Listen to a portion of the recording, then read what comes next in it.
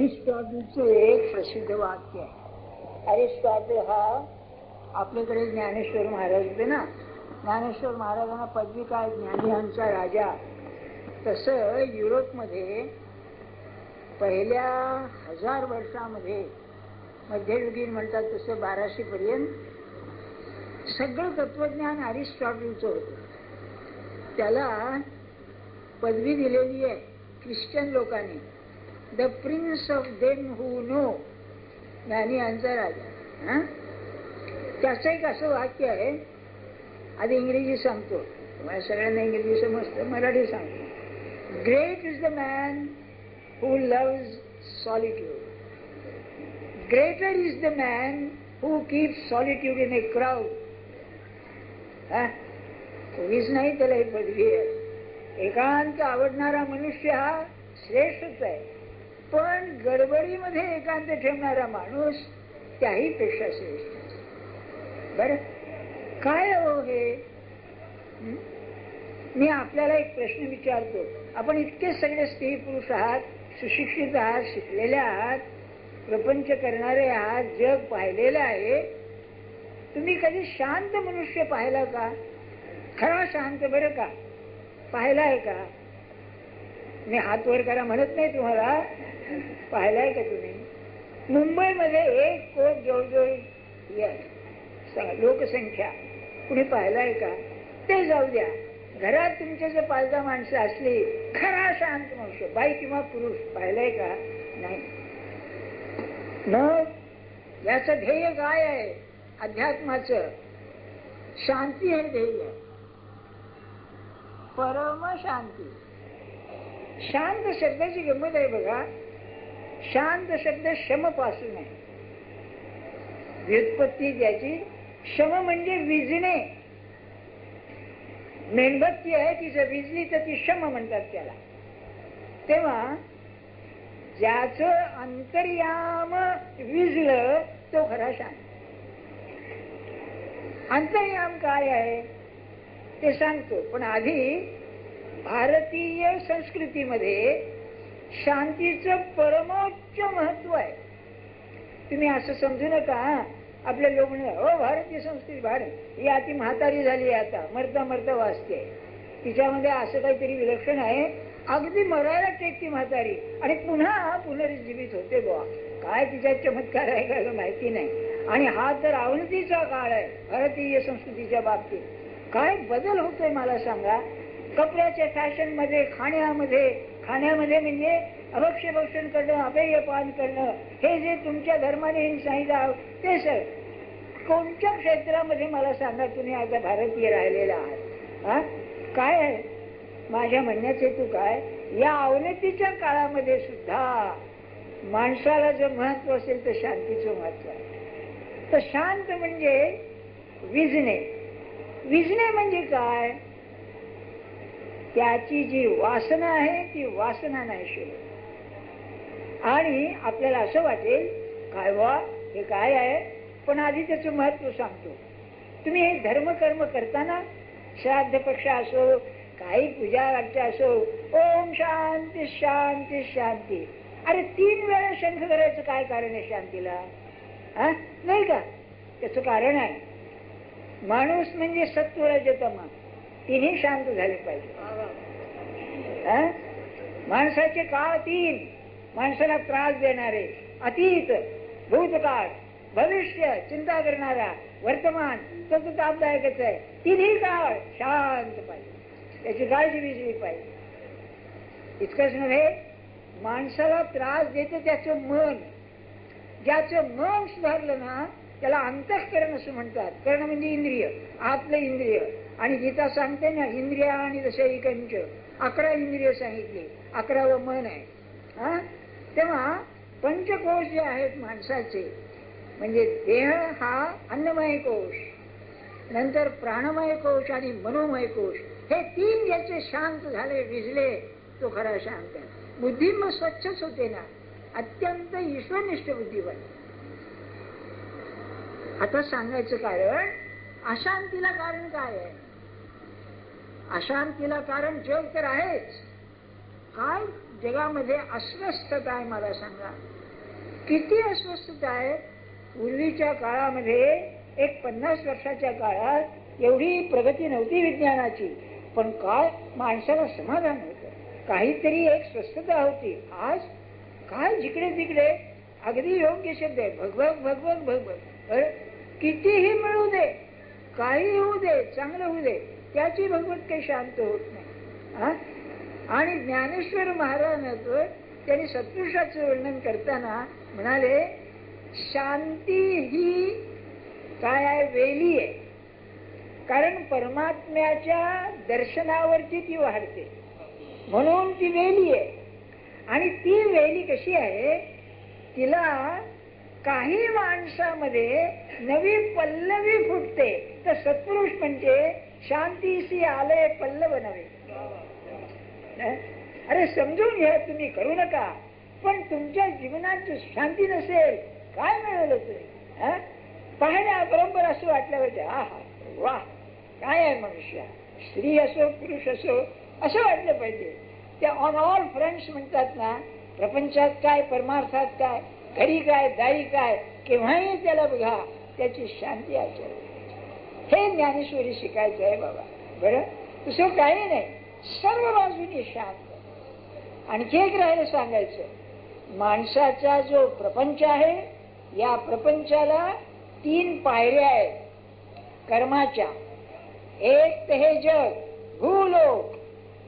भू मध्ये कर्मयोग म्हणता याला, ही कर्मभूमी आहे, इथे कर्माशिवाय राहू शकत नाही. तुम्ही श्वासोश्वास करता, कर्म आहे. कसा जगेल माणूस त्याशिवाय. समजा तुम्हाला असं एक बंधन घातलं, एका कुशीवर रात्रभर निघायचं. कशाला हो, तुम्हाला ते काही ऍक्सिडेंट झालं, उताने निसून ठेवलंय. अरे काय कंटाळा येतो सारखं उताने, म्हणजे हालचाल करणं, कर्माशिवाय मनुष्य राहू.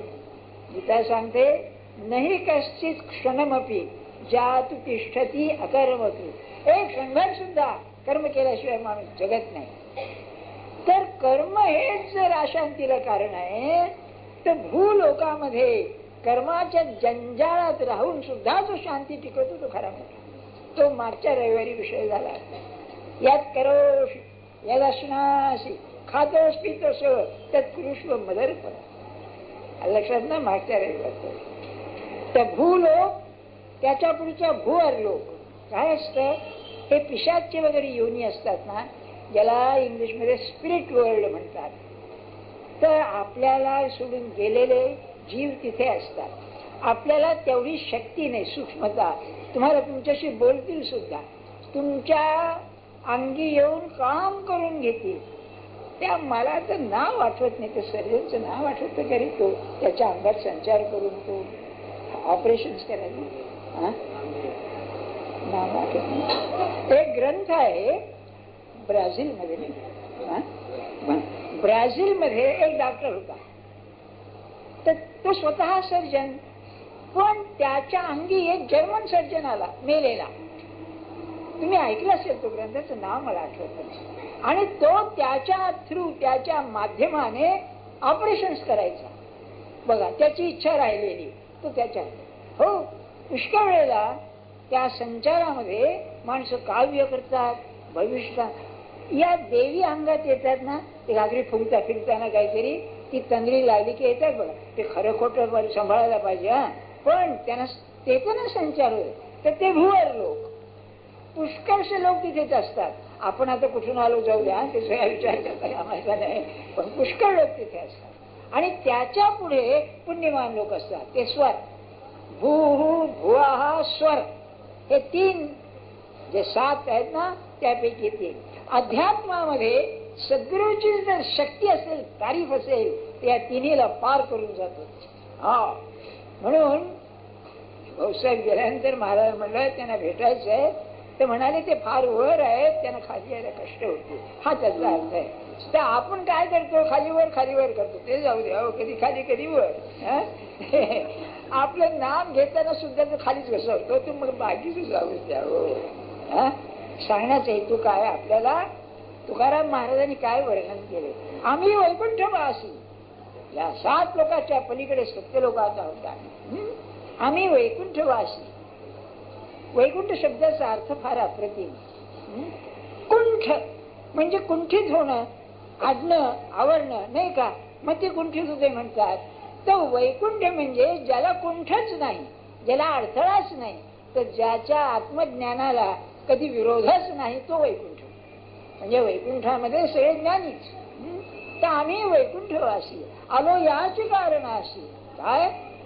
बोलिले जे ऋषी सात भावे वर्ताया. हे जे बोलून गेले ज्ञानी पुरुष ते आचरण करून दाखवायला आम्ही आलो. सांगण्यास हेतू काय मला? तर शांती म्हणजे तिन्ही शांत, भू भुवा स्वाहा, स्वर्गलोक तिन्ही मध्ये शांती. त्याला नाहीच काही. कारण स्वर्गात जायचं आणि पुण्य क्षीण झालं की पुन्हा धडपडत खाली यायचं, हे भानगड कशाला? म्हणजे मिनिस्टर व्हायचं आणि मग पार्लमेंट दिले की गटांगी मारायची खाली, हे कशाला? आम्हाला मिनिस्टरशिपच नको तुझी, नाही का? सांगण्याचा हेतू काय आपल्याला? तर ती शांती पाहिजे, होय ना?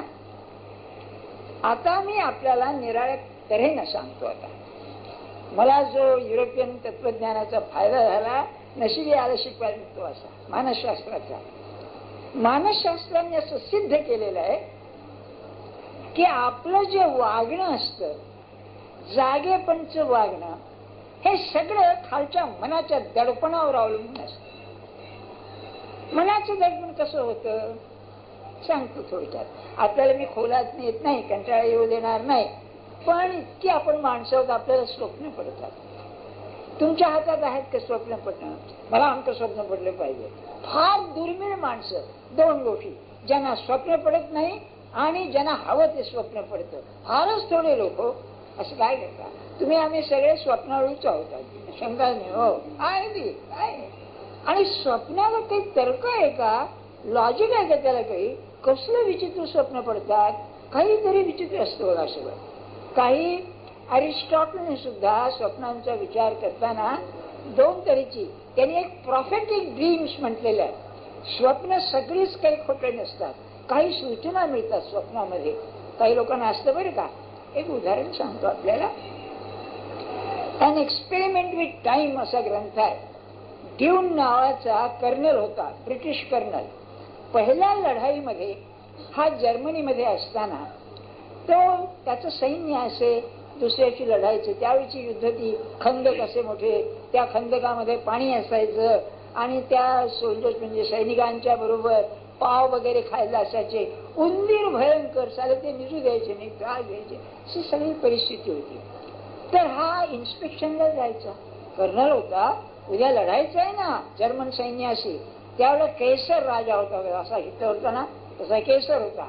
तेव्हा तर लढाई दुसऱ्या दिवशी व्हायची, त्याचे याला स्वप्न पडे आदल्या दिवशी राहते बरोबर की दोन्ही सैन्यांची हालचाल काय व्हायची. मग त्यांनी काय केलं? हे लोक निराळे असतात, त्यांनी ते सगळं टिपून ठेवलं आणि त्याच्यावरती एक ग्रंथ लिहिला की काळ हा एकच आहे, काळाच्या पोटी पुढे काय व्हायचं आहे ठरलेलं आहे.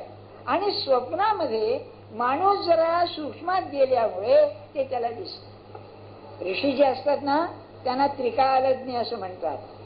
भूतकाळ, आत्ता, वर्तमान आणि भविष्य, त्यांना ते दिसतं समोरचं, त्या सूक्ष्म दृष्टीला बरं का. त्याचं एक्सपेरिमेंट विथ टाइम. जागेपणी लक्षात ठेवा, जागेपणी जर अतीत नाहीसं झालं, नाहीसं म्हणजे विसरला गेलेलं, भविष्याची चिंता गेली आणि वर्तमानात राहिला, तर तो या काळाच्या वरच्या भूमिकेवर जाईल, त्याला पुढे काय होतं ते दिसेल. आणि कठीणात कठीण असेल तर पुढचं विसरणं हे फार कठीण आहे.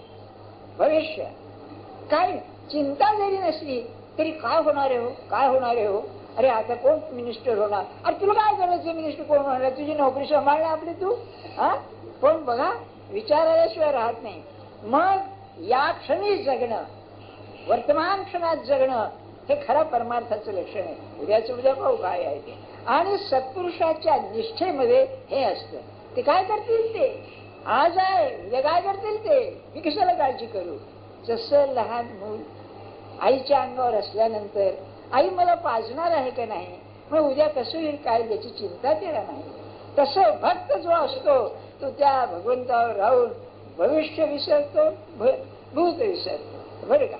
सांगण्याचा हेतू काय आपल्याला, तर स्वप्नाचं काय आहे, आपलं खालचं मन जे आहे ना अनंत संस्काराने भरलेलं आहे. त्याला की नाही पतंजलीने पूर्व संस्कार असं म्हटलं, त्याला चित्त म्हणतात. चित्त म्हणजे साठा, पूर्वजन्मीच्या अनेक जन्मींच्या संस्काराचा साठा, त्याला चित्त म्हणायचं बरं का. त्या चित्तामध्ये उलट सुलट संस्कार आहेत सगळे बरं का. उदाहरणार्थ एखाद्या मुलाचं लग्न व्हायचं आहे आणि मग बायको कशी पाहिजे, सुंदर पाहिजे. पण अरे सुंदर बायको पण आणखी कशी पाहिजे, श्रीमंत पाहिजे. बरं श्रीमंत आहे, सुंदर आहे, शिकलेली पाहिजे. आणखी कशी पाहिजे, घरकाम करणारी पाहिजे, मुलं बाळ होणारी पाहिजे, माझ्यावरती प्रेम करणारी पाहिजे. अरे हे सगळ्या परस्पर गोष्टी आहेत बाबा. नोकरी करणारी पाहिजे. आणि मग म्हणजे तुला पाहिजे काय असं परस्पर त्यातल्या त्यात सासू सासरे त्रास न देणारे पाहिजे. वा, अरे म्हणजे काय हे किती गंमत आहे तुम्ही बघा. असे परस्पर विरुद्ध संस्कार आतमध्ये दडलेले. अगदी मी तुम्हाला सोपं करून थोडक्यात सांग. हे संस्कार बलवान असतात, चैन पडू देत नाही. त्याला आपल्याकडे एक शब्द काढलाय गंड, गंड म्हणून बरं का. कानडीमध्ये गंड म्हणजे बायका मला वाटतं बरं का. गंड, गंड गळू म्हणजे बायका नाही, गंड म्हणजे नवरा. अरे ओरडून झालं काय. आणि हेंती म्हणजे बायका. तर हे जे संस्कार परस्पर विरुद्ध आहेत ना, यांच्यामध्ये शक्ती असते. याला इंग्लिशमध्ये कॉम्प्लेक्स असं म्हणतात. तर काय होतं, हे जागेपणी दबून असतात. आपण त्याला दाबून ठेवू शकतो बरं का. एक उदाहरण घ्या. तुम्ही की नाही परीक्षेला बसलेला आहात आणि परीक्षेला बसलेला असताना घरी कुणीतरी आजार आहे त्याचा विचार येऊ लागला, तुम्ही दाबून टाकता. कारण आता मला काय द्यायचं आहे, पेपर द्यायचा आहे. अशी जागेपणची शक्ती आहे बरं का. आपण झोपी गेलो म्हणजे काय होतं की मध्ये जो जिना आहे, जागेपण आणि गाढ झोप यातला मध्ये जो जिना आहे, ज्या जिनामध्ये आपला मी हा त्या संस्कारांना दाबून ठेवतो जागेपणी, तो निसतो. निसल्याबरोबर खालचे लोक वर येतात, खालचे संस्कार वर येतात आणि गोंधळ माजवतात. तो गोंधळ म्हणजे स्वप्न. तो कोण येणार, तुमच्या हातात नाहीच आहे. अहो इतकंच नव्हे, इंग्लिशमध्ये ज्याला डे ड्रीम्स म्हणतात, दिवा स्वप्न हे त्याचं भाषांतर आहे. जागेपणी तुम्ही आम्ही स्वस्त बसलो आणि पुढच्या काहीतरी काळजी आहे, तर मग कल्पना रंगवतो आपण, हे सुद्धा स्वप्नच आहे. खरं म्हणजे आपलं सबंध जीवन स्वप्नच आहे. काय हो, अहो तुम्ही हे मग बीकॉम का घेतलं हो, अहो सध्या बीकॉमला फार हे आहे. तुम्हाला इंजिनियर नवरा काय पाहिजे, अहो भाव आहे त्याला सध्या. अरे खूप म्हणजे सगळ्या कल्पना बरं का, हे सुद्धा स्वप्नच आहे नाही का. अहो साधी गोष्ट आहे, तुम्ही लग्न केल्यानंतर काय अपेक्षा आहे, बायको चांगली वागेल, दागिने येऊन पळून जाणार नाही. नवरा तसाच, तोही कैसा दारू पिणार नाही, आपल्याने येतं कोणी. सगळे स्वप्न काय होणार आहे कोणास ठाऊक. म्हणजे आपलं साधं जागेपणचं जे मन आहे त्याच्यावर या खालच्या मनाचा अतिशय परिणाम होत असतो. आणि शांती म्हणजे हे जे खालचं मन आहे हे माझ्या ताब्यात आलं पाहिजे. त्याकरता अंतर्मुख झाल्याशिवाय, माझा मी माझ्या हातात आल्याशिवाय ते होत नाही. याचं नाव परमार्थ. कोणीच परमार्थ. परमार्थ म्हणजे काय, हे आहे की नाही अमका विचार माझ्या मनात येणार नाही. मला एक आठवतं, मोठ्या माणसांचीच गोष्ट आहे. लोकमान्यानं असा प्रश्न विचारला की समजा तुमच्या घरामध्ये मुलगा अत्यवस्थ आहे आणि आज म्हणजे अगदी मराठी टिकला आणि तुम्ही त्याच्या शेजारी आहात, तुम्हाला झोप येईल का. ते काय म्हणाले, येणार, कारण उत्तम डॉक्टर आणि मी सगळी व्यवस्था करीन औषधाची आणि जो वेळ आली की निघून जाईल म्हणाले. तुमचं आमचं काही नसताना कल्पनेने झोप उडून जाते, असं काय करता. आता निरूपणात येते गोष्टी सोडून जाते. हो, कारण त्यात गंमतच असते. आणि मला असं वाटतं माझा जगाला काही जरी उपयोग नसला तरी 9 ते 10 झोप आली तर पुष्कळ झालं असेल, घरी तरी कटकट नाही होणार नाही का. सांगण्याचा हेतू काय आपल्याला, हा विषय काय काढला नाही, हे जे आतलं सगळं आहे त्याला आपल्याकडे फार अप्रतिम शब्द आहे, स्वस्थ असा शब्द आहे. का काय बसलाय? स्वस्त बसलो आहे. आपल्याला त्या शब्दाचा अर्थ कळत नाही. स्व म्हणजे आत्मा आणि स्थ म्हणजे राहणे. आत्म्याला चिकटून जो राहतो तो स्वस्थ. तो कसा आहे? तो आतमध्ये आहे. तो आतमध्ये असलं तर तिथपर्यंत पोहोचलं पाहिजे. तिथपर्यंत पोहोचायला पहिली अडचण येत असेल तर तो आनंदमय कोश म्हणून जो आहे तो आडेल. पंचकोश कधे कोश म्हणजे काय हो? तुम्ही कांदा घ्या. कांदा असतो त्याच्यावर सालपट असतात. एक काढलं, दुसरं काढलं, तिसरं काढलं, अशी ती सालपट काढत गेल्यावर शेवटी काय उरतं? काही नाही, रिकाम पण उरतं नाही का? काहीच नाही, शेवटी काहीच नसतं ते सगळे सालपट काढल्यावर. तसं माणसाचं जीव म्हणजे एकावर एक आवरण आहे, पांघरुण आहे. अन्नमय म्हणजे देह, हा स्थूल देह पंचमहाभूतात्मक, मग प्राणमय जिवंतपण, तिसरं मनोमय कल्पना स्मृती लक्ष हे त्यामध्ये, नंतर त्याच्यापुढे बुद्धी म्हणजे विचाराचा विज्ञानमय, आणि शेवटी झोपेमध्ये गाढ झोपेमध्ये जी स्वस्थता येते ती आनंदमय कोश. तर हा जो आत्मा आहे हा आनंदमय कोशाचं त्याचं प्रतिबिंब पडतो. मेला नाही तर निजला म्हणजे मेलाच की होतो, जगाला मेल्यासारखा, पण जिवंत का? तर आनंदमय कोश जागा असतो. का? जागा झाल्यावर म्हणतो फार छान झोप आली हो. अरे झोप आली म्हणजे तू आनंदात होतास, शांती भोगलीस ना तू, तिथे ते आहे बरं का. तर मग परमार्थ म्हणजे हे 3-4 कोश ओलांडून तिथपर्यंत जायचं. याला इंग्लिश मध्ये फार छान शब्द आहे, इंटरनलायझेशन. इंटरनल आत, इंटरनलाइज म्हणजे आत जाणं, अंतर्मुख होणं ह्याला म्हणतात. बरं, आता प्रश्न असा की काही लोक जे स्वतःला दुःखी करून घेतात त्याचं कारण काय आहे? तर झोपेमध्ये खालच्या संस्कार स्वप्नामध्ये येऊन वेडीवाकडी स्वप्न पडणं समजलं, आणि जागेपणी खालचं मूल उफाळून तुम्हाला जेव्हा वेडवाकडं वागायला लावतं त्यावेळेला आणखीच वाईट. आणि हे गुंड वगैरे लोक असतात ना, किंवा समजा एखाद्या माणसाने खून केला क्षुद्र कारणाकरता, आणि त्याला धरल्यावर म्हणतो बुवा मी चुकीचं केलं. का बंद झाली का? चालू आहे ना? नाही, आमची बॅटरी चालू आहे, तुमची बॅटरी बघा तुम्ही.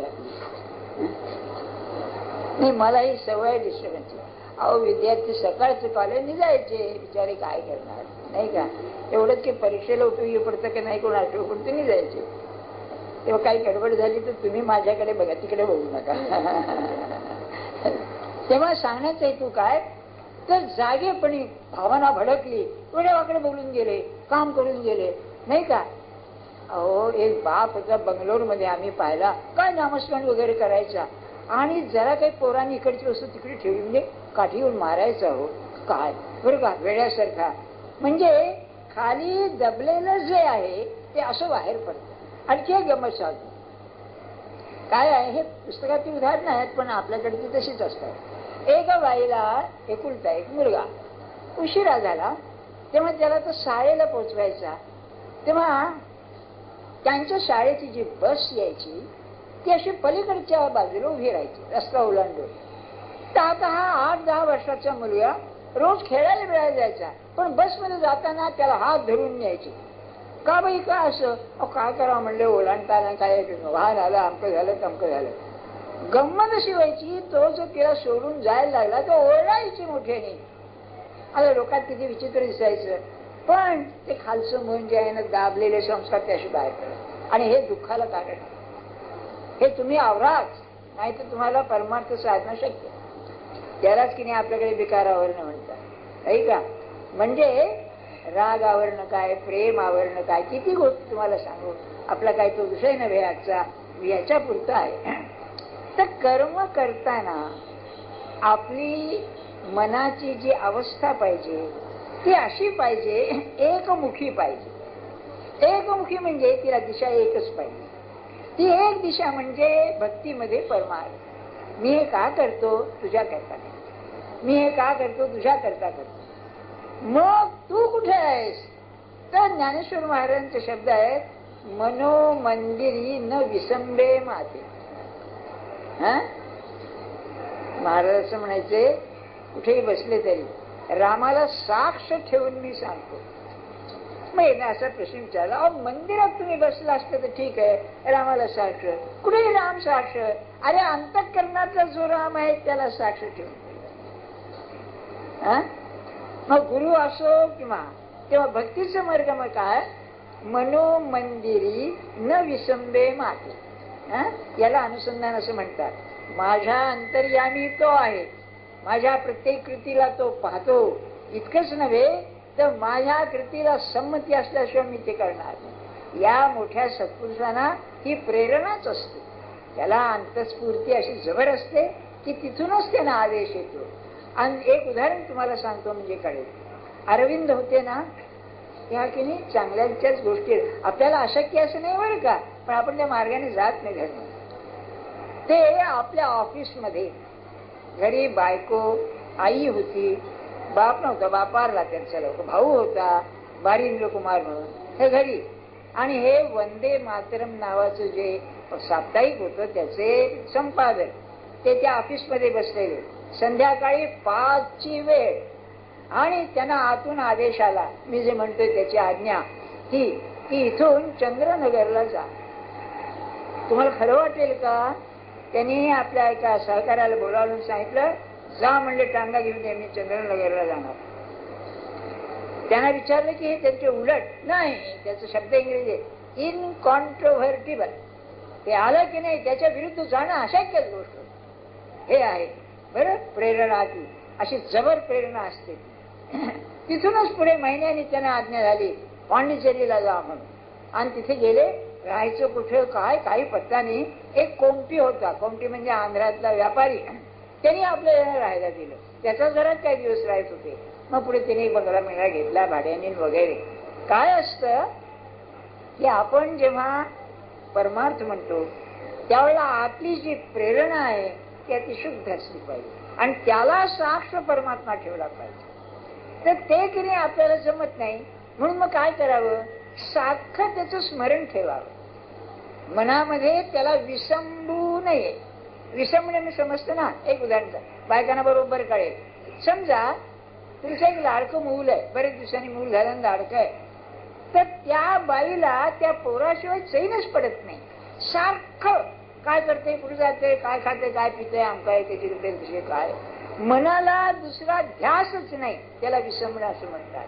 म्हणून ज्ञानेश्वर महाराज म्हणतायत की भक्तीचं मर्म तुला सांगतो की मला मनोमंदिरातून विसंबू नको. एवढं सुद्धा माझा विसर पडता कामाचा. बरं, मनोमंदिर का? आज आपल्याला माहिती आहे ना, आपलं काय झालंय, मन म्हणजे गटार झालंय नुसतं, किंवा गोडाऊन म्हणा. त्या गोडाऊन मध्ये काय वाटेल ते भरलेलं आहे सगळं, नाही का? हे सगळे रिकामं करून परमात्मालाच तिथे ठेवलं पाहिजे. बरं, म्हणजे त्या ठिकाणी भगवंताशिवाय अधिष्ठान नसलं पाहिजे. बरं, कर्म कसं करायला पाहिजे, तर प्रत्येक गोष्ट त्याला सांगून करायला पाहिजे. लपवून ठेवायचं नाही. कोणापुढे लपवाल तुम्ही? जगाला फसवाल पण स्वतःला फसवू शकत नाही. बरं, याला काय करायला पाहिजे, त्याला आवडतं तेच मी करीन हे पाहिजे. लपवून काय करणार त्याला, नाही का? मी असं म्हणतो, समजा तुम्ही खाणं आवरण्याचा प्रयोग करता किंवा डॉक्टरने सांगितलं, अहो तुम्हाला डायबिटीस आहे, आंबं खाऊ नका, तुम्ही खाल्लं तर त्रास होतो, अनुभव आलेला आहे, आणि तुम्ही जेवायला बसलात आणि आलं, खाल्लं पाहिजे बुवा, आता काय चैन पडत नाही, खा की, पण त्याला सांगून खा किंवा आता माझा संयम सुटला, तू बघ आपला. एवढं जरी साधलं तरी फार चांगलं होईल. घरामध्ये की नाही तुम्ही नकोशी होणार नाही. कारण प्रत्येक गोष्ट त्याला पाहिजे तीच अनावर जरी झाली तरी आज न उद्या आवडता यात शंकाच नाही. हे न विसरणार. प्रत्येक कृती करायची म्हणजे कशी, त्याला विचारूनच करायची. महाराजांचं एक वाक्य आहे, तुम्ही जे करता ते सगळं मला दिसतं, ते मी पाहतो. हे खरं जर वाटलं तर तुमच्या हातून पापकर्म होणारच नाही. आपण की नाही लवाडी करतो, बरं का? लबाडी म्हणजे त्यावेळेला पांघरून घेतो वेळपटाचं आणि करतो. सांगावं नाही, हे आहे असं आहे, मी आहे खरं असा, बघा ना आपण मग माझ्याकडे. हे खरंच आता आजचा विषय. हे सांगायचं कारण असं, परमार्थ म्हणजे काय, याला इंग्लिशमध्ये मिस्टिसिझम असं म्हणतात. गूढवाद असं मराठी भाषांतर आहे. पण समर्थांचा शब्द उत्तम, परमार्थ हा खरा त्याला अर्थ आहे.